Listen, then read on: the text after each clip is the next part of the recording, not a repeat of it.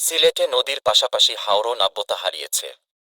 প্রাকৃতিক জলাধার বেদখল হয়েছে। অপরিকল্পিতভাবে হচ্ছে স্লুইস গেট, বাঁধ ও সড়ক।